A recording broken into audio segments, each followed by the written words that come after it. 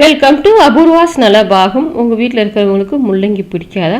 ஒரு சிலருக்கு பார்த்தீங்கன்னா இந்த முள்ளங்கியோட வாசனையே பிடிக்காது. ஆனால் முள்ளங்கியில் நமக்கு நிறைய சத்துக்கள் இருக்குது. அந்த மாதிரி முள்ளங்கி வாசனை கொஞ்சம் கூட இல்லாமல் அருமையான ரெசிபி நம்ம இன்றைக்கி எப்படி பண்ணுறதுன்னு தான் பார்க்க போகிறோம். உங்கள் வீட்டில் டின்னருக்கு செய்து கொடுத்து பாருங்கள். எல்லாருமே திரும்ப திரும்ப செய்ய சொல்லி கேட்பாங்க. வாங்க இப்போ எப்படி பண்ணலான்னு பார்க்கலாம். நான் 300 கிராம் அளவுக்கு முள்ளங்கி, அது மேலே உள்ள தோலெல்லாம் பீலரில் வச்சு பீல் பண்ணி எடுத்துட்டு இப்போ அது கழுவி எடுத்து வச்சுருக்கேன். இதை காய் சீவர சீவலில் போட்டுட்டு நல்லா சீவிட்டு எடுத்துக்கோங்க.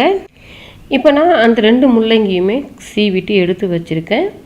இப்போ இதை ஒரு மிக்சிங் பவுலுக்கு மாற்றிக்கோங்க.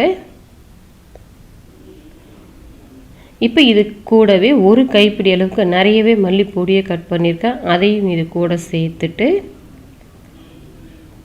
1 டீஸ்பூன் அளவுக்கு உப்பு சேர்த்துருக்கேன். இப்போ இந்த உப்பை சேர்த்து நல்லா கலந்து விட்டுக்கோங்க. நமக்கு முள்ளங்கி நீர்க்காயன்றதை நிறையவே தண்ணி விட்டு வரும். இப்போ நம்ம உப்பு சேர்த்து ஊற வைக்கும்போது அந்த முள்ளங்கியில் இருக்கிற தண்ணி எல்லாமே நல்லாவே வெளியில் வந்துடும். அதனால் இந்த மாதிரி கலந்து விட்டுட்டு ஒரு தட்டு போட்டு நீங்கள் மூடி வச்சிட்டிங்கன்னா ஒரு 20 நிமிஷத்துக்கு அப்படியே விட்டுடுங்க. அந்த முள்ளங்கியில் இருக்கிற எல்லா நீருமே வெளியில் வந்துடும். அப்படியே இருக்கட்டும். இப்போ பார்த்தீங்கன்னா நான் மூடி வச்சுருந்து ஒரு 20 நிமிஷம் கிட்ட ஆகுது. இப்போ எடுத்து காமிக்கிறேன் பாருங்கள். நமக்கு எவ்வளோ தண்ணி அந்த முள்ளங்கியிலேருந்து வந்திருக்குன்னு பாருங்கள். இப்போ இந்த மாதிரி வந்தால் தண்ணி நம்ம வேஸ்ட் பண்ண வேண்டாம். அந்த முள்ளங்கியில் இருக்கிற சத்துக்கள் எல்லாமே நமக்கு அந்த தண்ணியில் தான் இருக்கும். அதனால் தண்ணியை வேஸ்ட்டாக தூக்கி போட்டுறாதீங்க. இது இப்படி இருக்கட்டும். இப்போ இது கூட சேர்க்குறதுக்கு ஒரு மசாலா அரைக்கணும். அதுக்கு நான் 5 வரமிளகாவை லைட்டாக வெது வெதுப்பான சுடுதண்ணியில் ஊற வச்சு எடுத்து வச்சுருக்கேன். அதை ஒரு மிக்ஸி ஜாரில் சேர்த்துக்கோங்க. அது கூடவே சின்ன பல்லாக இருக்கிறதால ஒரு 10 பல் இருக்கும் பூண்டு எடுத்துருக்கேன். பெருசாக இருந்தால் ஒரு 5 பல் பூண்டு எடுத்துக்கிட்டிங்கன்னா கூட போதும். அது கூடவே சின்ன துண்டு இஞ்சி தோல் எடுத்துகிட்டு வச்சுருக்கேன். அதையும் சேர்த்துட்டு 1/2 டீஸ்பூன் சீரகம், 3 டீஸ்பூன் வரமல்லி. இப்போ இதை சேர்த்துட்டு கொஞ்சமாக தண்ணி சேர்த்து நல்லா நைஸ் பேஸ்ட்டாக அரைச்சிக்கோங்க. இப்போ பார்த்தீங்கன்னா கொஞ்சமாக தண்ணி சேர்த்து நல்லா நைஸாக அரைச்சிருக்கேன். இந்த மசாலாவை அந்த முள்ளங்கியோடையும் சேர்த்துக்கோங்க. இப்போ இந்த மசாலாவை சேர்த்துட்டு இது கூட பார்த்தீங்கன்னா நான் மெஷரிங் கப்பால் 2 கப் அளவுக்கு கோதுமை மாவு சேர்த்துக்கிறேன். நம்ம தண்ணி எதுவுமே சேர்க்கக்கூடாது. அந்த முள்ளங்கியில் நிறைய தண்ணி விட்டு வந்திருக்கு பாருங்கள். அந்த தண்ணியே போதுமானதாக இருக்கும். சில சமயத்தில் பார்த்தீங்கன்னா நமக்கு கொஞ்சம் அதிகப்படியாகவே இருக்கும்.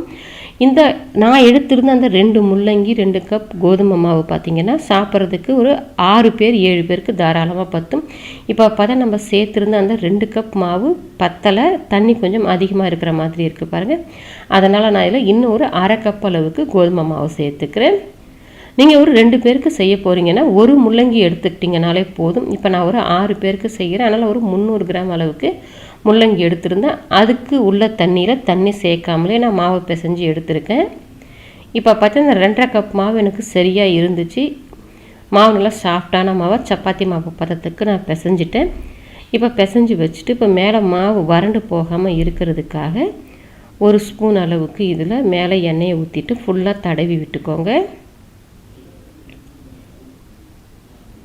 இப்போ தடவி விட்டுட்டு தட்டு போட்டு மூடி வச்சுட்டு ஒரு 10 நிமிஷம் வச்சிங்கனாலே போதும். நமக்கு மாவு நல்லாவே சாஃப்டாக இருக்கும். அப்போ நமக்கு சப்பாத்தி இன்னுமே நல்லா சாஃப்டாக கிடைக்கும். இப்போ நான் மூடி வச்சுருந்து ஒரு 10 நிமிஷம் கிட்ட ஆகுது. நீங்கள் சப்பாத்தி எந்த சைஸ்க்கு செய்ய போகிறீங்களோ அதுக்கு தகுந்த மாதிரி மாவு எடுத்து உருட்டிக்கலாம். நான் கொஞ்சம் பெரிய சைஸ் அளவுக்கு தான் சப்பாத்தி செய்கிறனால இந்த சைஸில் மாவு எடுத்திருக்கேன். இப்போ ஒரு சப்பாத்தி கட்டை வச்சுட்டு நல்லா மெல்லுசாக உருட்டிக்கோங்க. நம்ம காய் சேர்த்துருக்கோம்.